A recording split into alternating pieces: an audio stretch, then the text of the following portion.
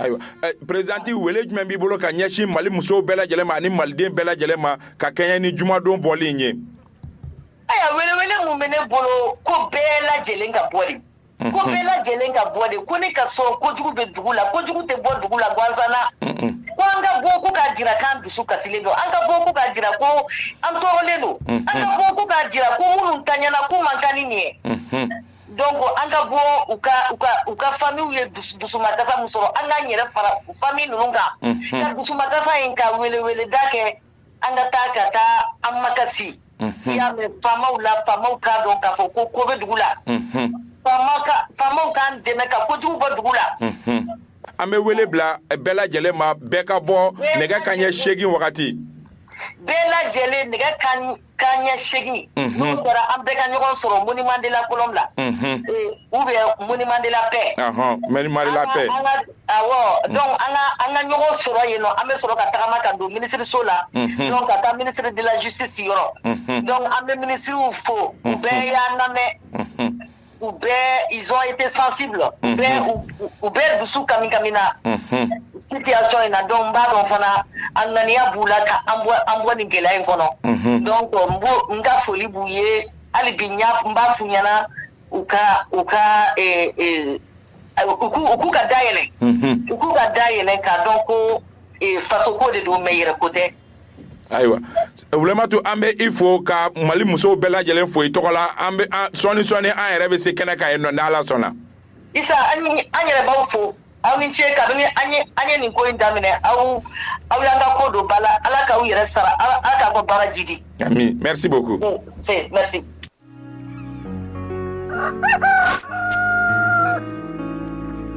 Kafo manyema damele Wulematu so ale ka lasew tunye ninye u ka wulikajɔ ba in ale kan an dalen b'a la a ye wulikajɔ kunjɔnjɔ ka o faamuya an ka don fɔli duman filanan an bɛ o yira u la ka sɔrɔ ka Isa Kaba Sidibe bisimila an bɛ taga an ka réalisateur fan fɛ Seydina Umar Keita ale bɛ Kaba Sidibe an bɛ don an ka sɔgɔmaden na kumasen kɔnɔna la ni o ye aide à la presse ye aide à la presse ye fɛn sugu jumɛn aide à la presse ye dɛmɛ dɔ de ye dɛmɛ min ni i tɛ kunnafoni di hukumu kɔnɔ i tɛ se k'a dɔn mɛ n'a ɲɛfɔra mɔgɔw ye mɔgɔw b'a faamu san 1991 1991 jalajɛba min kɛra ni a welela ko conférence nationale o conférence nationale de ye laɲini kɛ k'i sigi ka miiri k'a fɔ ko an bɛɛ ko kuma ka kan na bila ko arajow ka dayɛlɛ arajo kɛnyɛrɛ arajow ni a kunnafoni cari siraw bɛɛ lajɛlen ka dayɛlɛ ko nka ko n'an y'a dayɛlɛ ko jamana bɛ jigi lahalaya min kɔnɔ a bɛ gɛlɛya kunnafoni cari sira ninnu u ka se ka kɛ u yɛrɛ ye ka yɛrɛya sɔrɔ ni dɛmɛni ma d'u ma walasa u ka se k'u ka yɛrɛma hɔrɔnya u ka baara kɛ o hukumu kɔnɔ o de la conférence nationale y'a décidé ko san o san musaka dɔ ka di kunnafoni cari siraw ma musaka min ni o bɛ kɛ sababu ye u k'u yɛrɛ dɛmɛ ko gerebu wari tɛ nka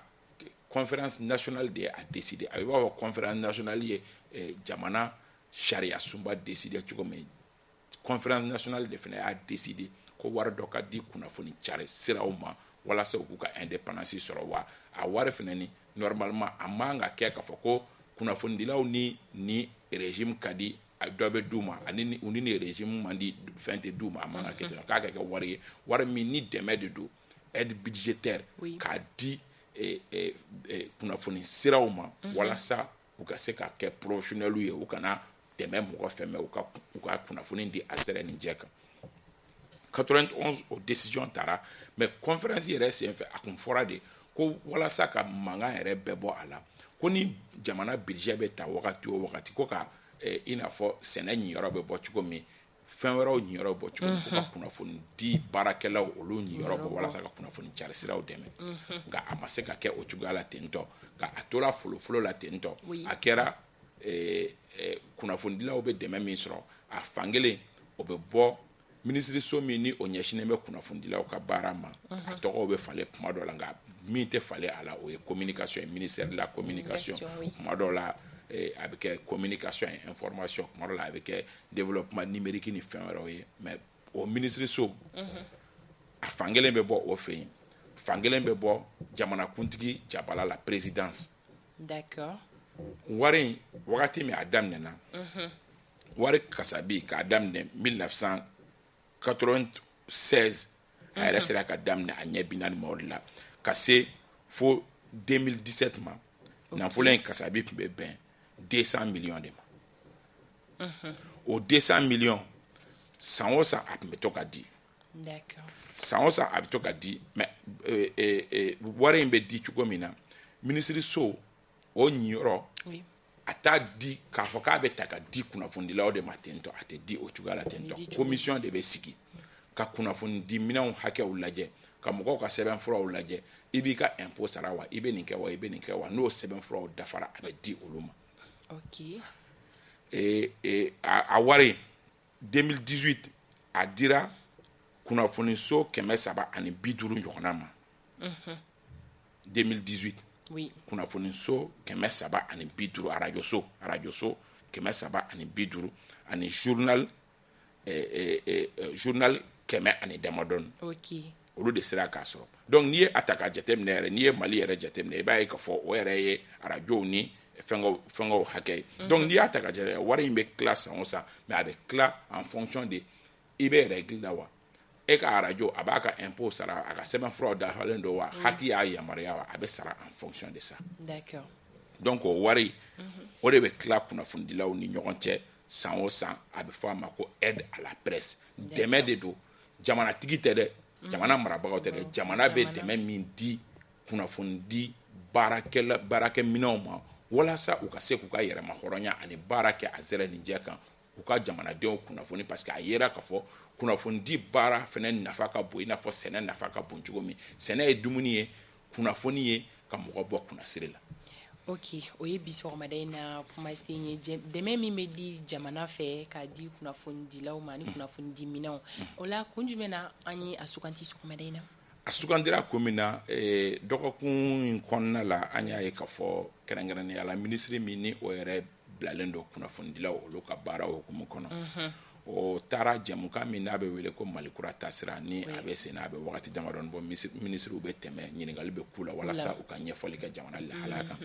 o minisiri de ye i dama suɲɛ k'a fɔ ko 600 millions k'o de taara ka ci kunnafonidilaw tigɛ ko ala an bɛ don min na i komi bi ko a ɲɛma dɔn a 600 millions a kunkan ko kɛra cogo min 600 millions ko 600 millions de taara ka di kunnafonidilaw ma aide à la presse in hukumu kɔnɔ ko o don ni bi cɛ ko 600 millions in di kunnafonidilaw ma ko a taara kɔrɔn fɛ wa a taara tilebin fɛ wa a taara janjanga wɛrɛ fɛ wa k'o ma ɲɛdɔn o kuma fɔ a nani gɛlɛya ye kunnafonidilaw ni ɲɔgɔn cɛ bari minnu bɛ mara la bi mɔgɔw fana ni mɔgɔ bɛ ko la ko wɛrɛ ɲɛ b'i la mɔgɔw fana ye jalaki bin olu kan ko ja an bɛ nin ɲaniba goro bɛɛ la an bɛ nin sɛgɛn bɛɛ la k'a fɔ ko transition tɛ ka dɛmɛ don kunnafonidilaw ma ko ja wari dira aw ma aw tɛ k'o fɔ jama ye a gɛlɛyara kosɛbɛ fo c'est très rare kunnafonidilaw ka sɛbɛnni kɛ ɲɔgɔn kan fo kunnafonidila dɔw taara fo ka sɛbɛnni kɛ Mali kunnafonidilaw ka ɲɛmaaba ni o ye Banjugu Dante ka sɛbɛnni k'a kan ko a n'a jɛɲɔgɔn ko 600 millions min dir'u ma k'u ka ɲɛfɔli kɛ i n'a fɔ kunnafonidilaw ko ka ɲɛfɔli kɛ kunu maison de la presse maa ɲɛmaaw fana tun kɛlen don ka wele bila kunnafonidila bɛɛ lajɛlen ma Mali fan 14 bɛɛ lajɛlen fɛ an ka ɲɔgɔn sɔrɔ maison de la presse la walasa minisiri ye kuma min fɔ ka se ka ɲɛfɔli kɛ o ko kan Fanta Tumota d'accord ɲininkali damadɔni de tun bɛ yen nɔ ɲininkali fɔlɔ ye jumɛn ye 600 millions a dira wa a ma di Banjugu Dante tun kan k'o jaabi 600 millions ko kuma min bɛ sen na nin ye tantɔ a dira kun jumɛn na a donna da jumɛn fɛ ani kɔsanna ko don wa Fanta Tumota jaabiw y'a jira k'a fɔ ko wari min kuma bɛ sen na nin ye ko o ye kasabi de ye kasabi min ni kabi san 2018 2018 fo ka se fo 2021 ma aide à la presse min kan ka di kunnafonidilaw ma o de ma di o aide à la presse min kan ka di kunnafonidilaw ma n'o ma di o wari de sera ka sɔrɔ san 2020 o de ye 600 millions ye a bɛ b'a fɔ kunnafonidilaw ka juru caman ba de tun bɛ État la kabi 2018 fo o wagati o wari dilen a ma bin maison de la presse kan balan kɔnɔ a bina ministre so o de kan balan kono ministre so de commission sigi commission mi ye a wara kla mo ni ɲɔgɔn o commission yɛrɛ ɲɛma tun ye Alassane Baba Djombele min n'a ye ORTM directeur ye bi o y'a sɔrɔ ale bɛ ministre so in na ministère de la communication na baara commission sigira ka wari kila a kan ka kila cogo min wari kunfɔlɔ min kilala o kɛra 361 millions o de kilala san 2020 o commission ni Alassane Djombele yɛrɛ tun ye o commission président ye o ye arajo fɛsɛfɛsɛ k'u bɛɛ fɛsɛfɛsɛ mun ni mun ka kan o dira nka 600 millions 361 millions kilalen mɔgɔw ni ɲɔgɔn cɛ wari tɔ min ni o kun kan ka bɔ présidence la o ma na sigi kelen bɛ k'o ma kɔnɔ nka wari tɔ ni fitinin bɛ yen Banjugu ninnu y'a jɛya k'a fɔ ko o bɛ maison de la presse compte kɔnɔ ko o wari ma dun donc kuma bɛ yɔrɔ min sisan a tɛ k'a fɔ ko maison de la presse de y'a gérer donc olu yɛrɛ ɲininka ko munna ministre min n'o ɲɛsinnen bɛ nin ko in ma munna sisan de ale bɛ bɔ ka nin kuma fɔ olu kunnafoni di ɲɛmɔgɔw bolo a bɛ b'a fɔ ministre bɛ ka olu n'u o baarakɛɲɔgɔn ani o confrères bila ɲɔgɔn na dɔɔni ka sɔrɔ kɛ n'i ko ko wari dira mɔgɔw ma ka sɔrɔ i ma a ɲɛfɔ k'a fɔ ko wari minnu bɔra ɲɔgɔn kɔrɔ ni olu majɛ kɛra olu la n'olu ma se ka sɔrɔ kabi 2018 parce que anw b'a fɔ ka caya i bɛ k'a ka wagati caman kɛra ka sɔrɔ ni nafolo kasabi a tɛ ka di kunnafonidilaw ma donc o ɲɛfɔli de tun bɛ yen kunu a kuma danyina kosɛbɛ ka sɔrɔ kɛ ko in gɛlɛyalen don kunnafonidilaw ni ɲɔgɔn cɛ hali a kɛnɛ kan kunu kumaw gɛlɛyara kunnafonidilaw dama ni ɲɔgɔn cɛ parce que hali o fɔlen dɔw bɛ yen nɔ minnu ma da kuma in na parce que olu bolo ministre de y'a fɔ nin cogoya la tantɔ donc ministre ta de ye tiɲɛ ye Banjugu ninnu ta tɛ tiɲɛ ye u kɔni y'u ka ɲɛfɔli kɛ avec des preuves à l'appui u ye fɛn bɛɛ bɔ ka mɔgɔ minnu ye wari ta arajo minnu y'a ta u y'a signé olu bɛ yen nɔ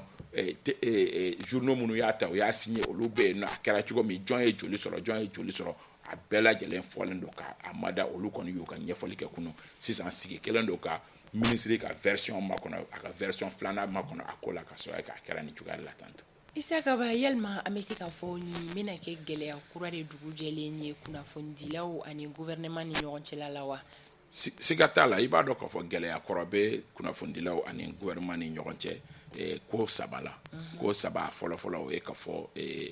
lisi min bɔra kabi CNT la a kun fɔra ko kunnafonidilaw nin yɔrɔ ye mɔgɔ 4 ye mɔgɔ 2 de sera ka don tɔ 2 kunnafonidilaw sigilen bɛ k'o makɔnɔ hali bi bi in na o bɔlen kɔ yen nɔ kunnafonidilaw ye kala ta mɔgɔ min ye Basiriki Ture k'a jira k'a fɔ ko ka kan ka t'u représenter hakila o ko fana gɛlɛyara kunnafonidilaw y'u kantigɛ da jira k'a fɔ ko u k'a lajɛ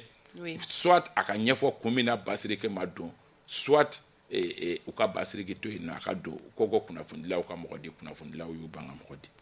o ngɔrɔnin bɛ yen nɔ ka fara o kan mɔgɔw tun bɛ fɛn caman fɔ k'a fɔ ko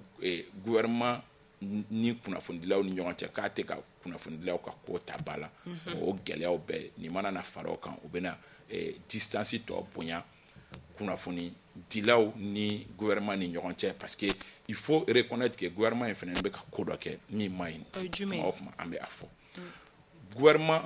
département caman bɛ yen nɔ minnu kɛlen don ka vidéomaniw recruter u ka départementw na o bɛ hali prémature la minnu kɛlen don ka vidéomaniw recruter u ka fɛngɛw la ni événementw bɛ yen nɔ kunnafoni so classique minnu bɛ yen nɔ n'olu bɛ information traiter n'olu bɛ fɛngɛw kɛ u tɛ sɔn k'olu wele u ka na ka na baaraw kɛ hali n'i ko k'i bɛ don u bɛ gɛlɛyaw don baara la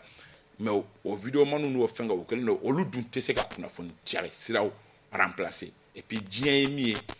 a bɛ b'a fɔ jamana bɛ cogo min kunnafonidilaw fana b'o cogoya la ten tɔ i mana kɛ marakɛla ye i bɛ na i b'i ka temps de kɛ i bɛ taa ka kunnafonidi minɛnw to yen nɔ i bɛ taa ka jamana to yen nɔ.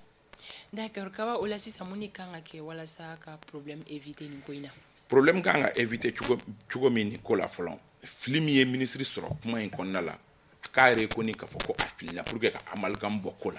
walima n'a ma fili a y'a fɔ ni dalu min ye le plus rapidement que possible ko kɛra kunun de ye kunnafonidilaw y'u ka version fɔ a yɛrɛ ka week-end ta a ka conférence de presse dɔ kɛ a ka kunnafonidilaw yɛrɛ wele n'a y'a version fɔ a bɛ diffuser ko in kɛra cogo min a ye 600 millions in fɔ a y'a di mɔgɔ min bolo ma a k'o tigi fɔ parce que kojugu tɛ bɔ dugu la gansan Oui. ni dalu bɛ ministre bolo k'a fɔ ko 600 millions dira kunnafoni di jɛkulu ɲɛmɔgɔw ma et que u y'o hɛlɛbɛtɛ de a k'a fɔ. D'accord. N'a y'a fɔ ni min kan ka kɛ n'an kan k'an ban an ka ɲɛmɔgɔ la an b'an baw la mais ka kɛ ten tɔ ka kumaw fɔ ka tila k'i dogo kumaw kɔfɛ parce que kunnafonidilaw bɔra bɛɛ ye a mɛn min fɔra a bɛ journaux bɛɛ kɔnɔ bi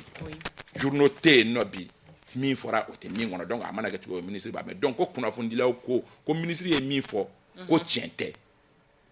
sisan ni a fana ni min b'a bolo ka fɔ a ko la a ka o fɔ a ko la pour que o ka mɛn walima n'a filila de n'o y'a sɔrɔ a ka conseil technique dɔ de y'a bila filila parce que ale tun tɛ ministre so in kunna il faut reconnaître ko in bɛ kɛ wagati min donc ni conseil technique dɔ de y'a bila filila a ka sɔn k'a fɔ ko mun bilara filila kunnafonidilaw a ye yafa ma aw ka ɲɛmɔgɔ 600 millions min dir'u ma a kɛra tantɔ o bɛ suspicion bɔ yen k'a sɔrɔ kɛ a ka gɛlɛn anw ka an ka kungo fɔ mais anw fana ni ka milieu a bɛ b'a fɔ ko artiste milieu a kumaw ka ca mais an tɛ bɔ n'a ye ka caya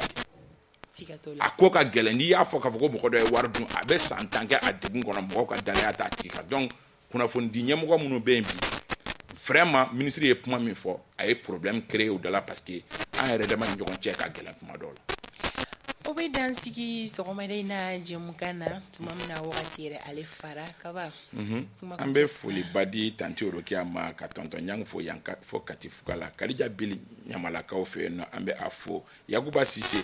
ale bɛ fo Tɔnbɔkutukaw fɛ bi k'a kan ka taa fo Tawudeni baara dɔ la yen nɔ an bɛ a fo ka waleɲuman Sanba Tanjikura alias Kamaleni an bɛ a fo ka waleɲuman dɔn Aba n'a ka denbaya bɛ Segu Fanta Tomota an bɛ foli kuncɛ ni olu ye ka foli di tanti Nana Sisogo ma Katikaw fɛ yen nɔ a fana jɛmukan in tɛ fɔ a kɔ don si k'i yɛrɛ fo ko bon week-end. Merci beaucoup Issa Kaba Sidibe ka kanubaga bɛɛ fo ka bɛɛ lajɛlen waleɲuman dɔn anw sigera kunnafoni min ka di aw ma ka daminɛ 7h15 ka na bila ni sanga kofɔlen na o tun ye nin ye an bɛ foli kɛ bakuruba ye ka di kanubaga jamakulu bɛɛ lajɛlen ma aw minnu bɛ aw ka danaya da anw kan don o don sɔgɔma ka aw sɔrɔ an na kunnafoniya ɲuman walasa aw bɛ se ka o sɔrɔ cogoya min na bɛɛ lajɛlen bɛ fo ka bɛɛ waleɲuman dɔn an ka foli bɛ an ka dibila baara kɛbagaw ye ko baara ɲɛna an bɛ wuli nin sanga kofɔlen na sabula wagati ale fara nɛgɛ kaɲɛ 9 e ma fifa min nuna o bɛna dugu kunkan ko kɛnɛ sigi ni ala ma basi kana dimanche don 15h wagati la an bɛ ɲɔgɔn sɔrɔ Renouveau FM sanfɛ top Renouveau kan o la tɛnɛn don 7h15 ni ala ye o yirana an bɛ segin ka ɲɔgɔn la sɔrɔ Renouveau matin wɛrɛ kɛnɛ kan bon week-end à vous.